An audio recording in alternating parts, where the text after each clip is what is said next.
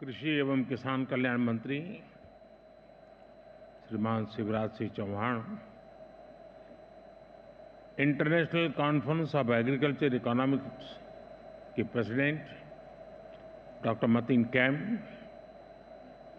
नीति आयोग के सदस्य श्री रमेश जी, भारत और अन्य देशों के एग्रीकल्चर साइंटिस्ट, रिसर्च से जुड़े अलग अलग यूनिवर्सिटी के हमारे साथी, एग्रीकल्चर सेक्टर से जुड़े एक्सपर्ट्स और स्टेक होल्डर्स, देवी और सज्जनों, मुझे खुशी है कि 65 साल के बाद आईसीएई की ये कॉन्फ्रेंस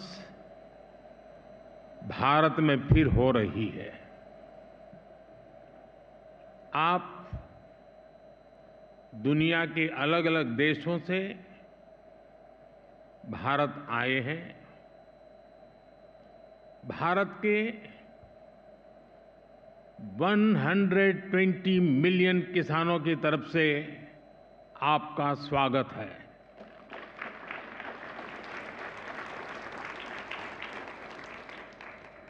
भारत की 30 मिलियन से ज्यादा महिला किसानों की तरफ से आपका स्वागत है। देश के 30 मिलियन फिशरमैन की तरफ से आपका स्वागत है। देश के 80 मिलियन से ज्यादा पशुपालकों की तरफ से आपका स्वागत है। आप आज उस देश में हैं जहां 550 मिलियन पशु हैं। कृषि प्रधान देश भारत में, जीव प्रेमी भारत में आपका स्वागत है, अभिनंदन है। फ्रेंड्स, भारत जितना प्राचीन है उतनी ही प्राचीन एग्रीकल्चर और फूड को लेकर हमारी मान्यताएं हैं, हमारे अनुभव हैं और भारतीय कृषि परंपरा में साइंस को, लॉजिक को प्राथमिकता दी गई है। आज फूड और न्यूट्रिशन को लेकर इतनी चिंता दुनिया में हो रही है, लेकिन हजारों साल पहले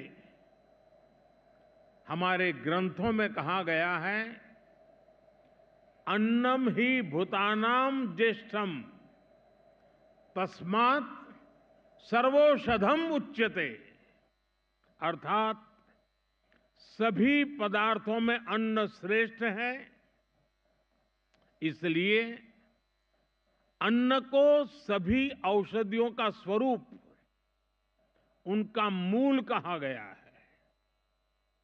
हमारे अन्न को औषधीय प्रभावों के साथ इस्तेमाल करने का पूरा आयुर्वेद विज्ञान है। ये पारंपरिक नॉलेज सिस्टम भारत के समाज जीवन का हिस्सा है। फ्रेंड्स, लाइफ और फूड को लेकर ये हजारों वर्ष पहले का भारतीय विजडम है। इसी विजडम के आधार पर भारत में एग्रीकल्चर का विकास हुआ है। भारत में करीब 2000 वर्ष पहले कृषि पराशर नाम से जो ग्रंथ लिखा गया था, वो पूरे मानव इतिहास की धरोहर है। ये वैज्ञानिक खेती का एक कॉम्प्रिहेंसिव डॉक्यूमेंट है जिसका अब ट्रांसलेटेड वर्जन भी मौजूद है। इस ग्रंथ में कृषि पर ग्रह नक्षत्रों का प्रभाव, बादलों के प्रकार, रेनफॉल को नापने का तरीका और फोरकास्ट, रेन वाटर हार्वेस्टिंग, जैविक खाद, पशुओं की देखभाल, बीज की सुरक्षा कैसे की जाए, स्टोरेज कैसे की जाए, ऐसे अनेक विषयों पर इस ग्रंथ में विस्तार से बताया गया है। इसी विरासत को आगे बढ़ाते हुए भारत में एग्रीकल्चर से जुड़ी एजुकेशन और रिसर्च का एक मजबूत इकोसिस्टम बना हुआ है। Indian council of agriculture research के ही 100 से ज्यादा रिसर्च संस्थान है। भारत में एग्रीकल्चर और उससे संबंधित विषयों की पढ़ाई के लिए 500 से ज्यादा कॉलेज है। भारत में 700 से ज्यादा कृषि विज्ञान केंद्र है, जो किसानों तक नई टेक्नोलॉजी पहुंचाने में मदद करते हैं। साथियों, भारतीय कृषि की एक और विशेषता है। भारत में हम आज भी 6 सीजन्स को ध्यान में रखते हुए सब कुछ प्लान करते हैं। हमारे यहां 15 एग्रो क्लाइमेटिक जोन्स की अपनी खासियत है। भारत में अगर आप कुछ 100 किलोमीटर ट्रेवल करें तो खेती बदल जाती है। मैदानों की खेती अलग है, हिमालय की खेती अलग है, डेजर्ट, ड्राई डेजर्ट की खेती अलग है, जहां पानी कम होता है वहां की खेती अलग है, और कोस्टल बेल्ट की खेती अलग है। ये जो डायवर्सिटी है, यही ग्लोबल फूड की सिक्योरिटी के लिए भारत को उम्मीद की किरण बनाती है। फ्रेंड्स, पिछली बार जब ICAE की कॉन्फ्रेंस यहां हुई थी, तो भारत को उस समय नई नई आजादी मिली थी। वो भारत की फूड सिक्योरिटी को लेकर, भारत की एग्रीकल्चर को लेकर एक चैलेंजिंग टाइम था। आज भारत एक फूड सरप्लस देश है। आज भारत दूध, दाल और मसालों का सबसे बड़ा प्रोड्यूसर है। Bharat food grain, fruits, vegetable, cotton, sugar, T, framed fish, इनका दूसरा सबसे बड़ा प्रोड्यूसर है। एक वो समय था जब भारत की फूड सिक्योरिटी दुनिया की चिंता का विषय था। एक आज का समय है जब Bharat global food security, global nutrition security, इसके सॉल्यूशन देने में जुटा है।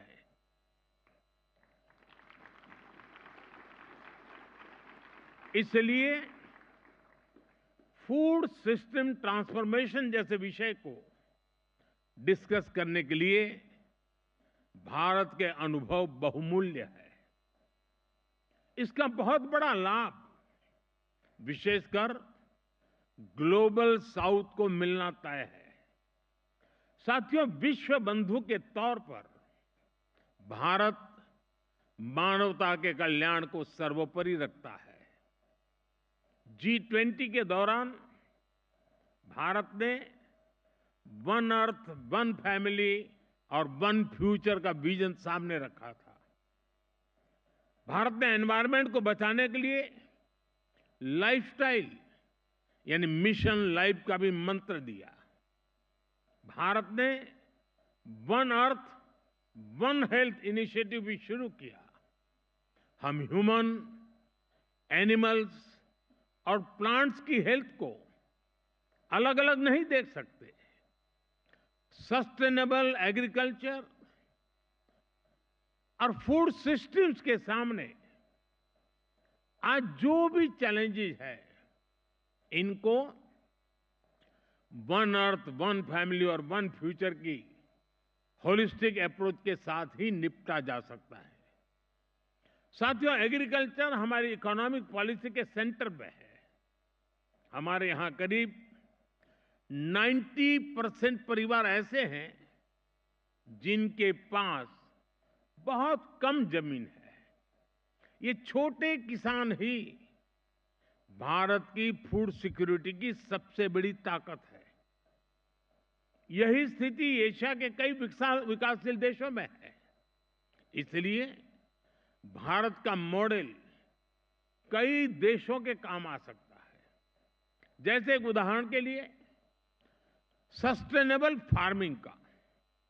भारत में हम बड़े पैमाने पर केमिकल फ्री नेचुरल फार्मिंग को प्रमोट कर रहे हैं। इसके काफी अच्छे रिजल्ट देखने को मिले हैं। इस साल के बजट में भी बहुत बड़ा फोकस सस्टेनेबल फार्मिंग और क्लाइमेट रेजिलिएंट फार्मिंग पर है। हम अपने किसानों को सपोर्ट करने के लिए एक पूरा इकोसिस्टम डेवलप कर रहे हैं। भारत का बहुत जोर क्लाइमेट रेजिलिएंट क्रॉप से जुड़ी रिसर्च एंड डेवलपमेंट पर है। बीते 10 सालों में हमने करीब 1900 नई क्लाइमेट रेजिलिएंट वैरायटी अपने किसानों को दी है। इसका लाभ भारत के किसानों को भी मिल रहा है। हमारे यहां राइस की कुछ वैरायटीज ऐसी भी है जिनको ट्रेडिशनल वैरायटीज के मुकाबले 25% कम पानी चाहिए।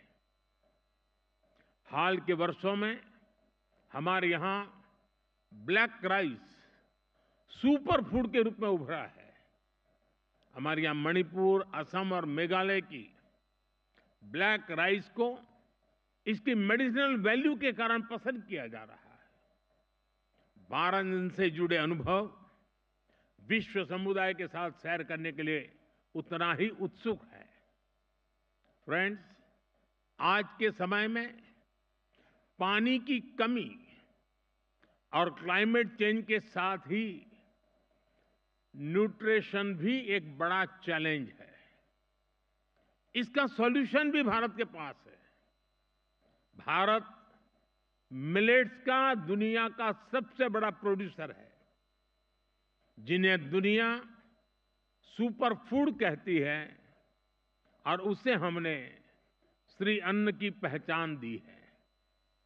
ये मिनिमम वाटर मैक्सिमम प्रोडक्शन के सिद्धांत पर चलते हैं। भारत के अलग अलग super foods global nutrition problem को एड्रेस करने में बड़ी भूमिका निभा सकते हैं। भारत अपने सुपर फूड के इस बास्केट को दुनिया के साथ साझा करना चाहता है। साथ ही भारत की पहल पर पिछले साल पूरे विश्व ने इंटरनेशनल मिलेट ईयर मनाया है। फ्रेंड्स, बीते एक दशक में हमने फार्मिंग को आधुनिक टेक्नोलॉजी से जोड़ने के लिए अनेक प्रयास किए हैं। आज एक किसान सॉइल हेल्थ कार्ड्स की मदद से ये जान सकता है कि उसे क्या उगाना है। वो सोलर पावर की मदद से पंप चलाता है और वेस्टलैंड में सोलर फार्मिंग से भी कमाता है। वो ई-नैम यानी भारत के डिजिटल एग्रीकल्चर मार्केट के द्वारा अपनी पैदावार को बेच सकता है। वो किसान क्रेडिट कार्ड का उपयोग करता है। वो प्रधानमंत्री फसल बीमा योजना के माध्यम से अपनी फसलों की सुरक्षा सुनिश्चित करता है। किसानों से लेकर एग्री टेक स्टार्टअप्स तक, नेचुरल फार्मिंग से लेकर के फार्म स्टे और फार्म टू टेबल की व्यवस्था तक, भारत में कृषि और उससे जुड़े सेक्टर्स लगातार फॉर्मलाइज हो रहे हैं। पिछले 10 वर्षों में ही 90 लाख हेक्टेयर खेती को हमने माइक्रो इरिगेशन से जोड़ा है। हमारे इथेनॉल ब्लेंडिंग प्रोग्राम से भी खेती और एनवायरनमेंट दोनों को लाभ हो रहा है। हम पेट्रोल में 20% इथेनॉल ब्लेंडिंग के टारगेट की तरफ तेजी से आगे बढ़ रहे हैं। साथियों, भारत में हम एग्रीकल्चर सेक्टर में डिजिटल टेक्नोलॉजी का भरपूर इस्तेमाल कर रहे हैं। पीएम किसान सम्मान निधि के माध्यम से एक क्लिक पर 10 करोड़ किसानों के बैंक खाते में 30 सेकंड में पैसे ट्रांसफर हो जाते हैं। हम डिजिटल क्रॉप सर्वे के लिए डिजिटल पब्लिक इंफ्रास्ट्रक्चर बना रहे हैं। हमारे किसानों को रियल टाइम इंफॉर्मेशन मिलेगी और वो डेटा ड्रिवन डिसीजन ले सकेंगे। हमारी इस पहल से करोड़ों किसानों को फायदा होगा, उनकी आर्थिक स्थिति और बेहतर होगी। सरकार लैंड के डिजिटलाइजेशन का भी बहुत बड़ा अभियान चला रही है। किसानों को उनकी लैंड का एक डिजिटल आइडेंटिफिकेशन नंबर भी दिया जाएगा। ड्रोन का उपयोग भी खेती में बहुत तेजी से प्रमोट हम कर रहे हैं। ड्रोन से होने वाली खेती की कमान महिलाओं को, हमारी ड्रोन दीदियों को दी जा रही है। ये जो भी कदम है, इनसे भारत के किसानों का तो फायदा हो गया ही, इससे ग्लोबल फूड सिक्योरिटी को भी ताकत मिलेगी। फ्रेंड्स, आने वाले 5 दिनों में आप सभी यहां खुलकर चर्चा करने वाले हैं। यहां मैं बड़ी संख्या में महिलाओं की भागीदारी, युवाओं की भागीदारी देखकर अधिक प्रसन्न हो रहा हूं। आपके आइडियाज पर सबकी नजर रहेगी। मैं आशा करता हूं कि इस कॉन्फ्रेंस से हम दुनिया को सस्टेनेबल एग्री फूड सिस्टम से जोड़ने के रास्ते खोज सकेंगे। हम एक दूसरे से सीखेंगे भी और एक दूसरे को सिखाएंगे भी। साथियों, आप कृषि जगत से जुड़े हुए लोग हैं, तो एक और जानकारी आपके सामने रखना मुझे बड़ा मन करता है। मुझे पता नहीं है दुनिया में कहीं किसी किसान का स्टैच्यू हो।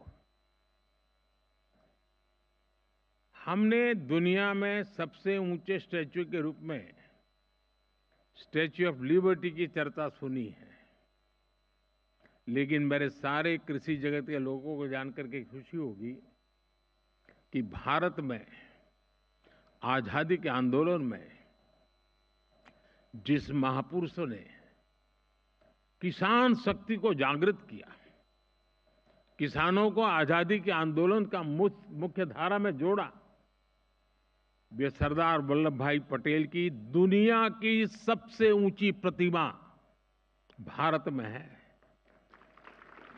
स्टैच्यू ऑफ लिबर्टी से डबल उसकी ऊंचाई है और एक किसान नेता की है।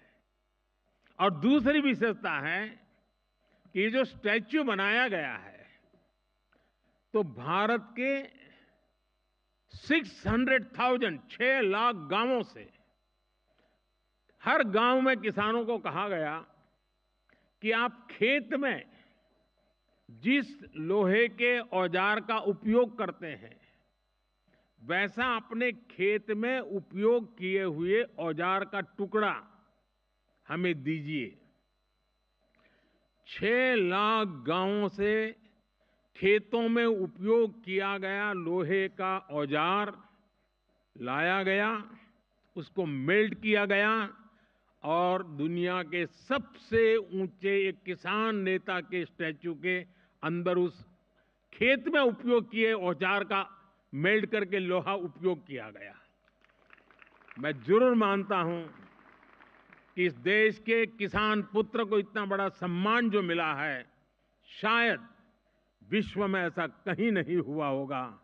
मुझे पक्का विश्वास है आज यहां आप आए हैं तो जरूर स्टैच्यू ऑफ यूनिटी, विश्व का सबसे ऊंचा ये स्टैच्यू देखने के लिए आप आकर्षित होंगे।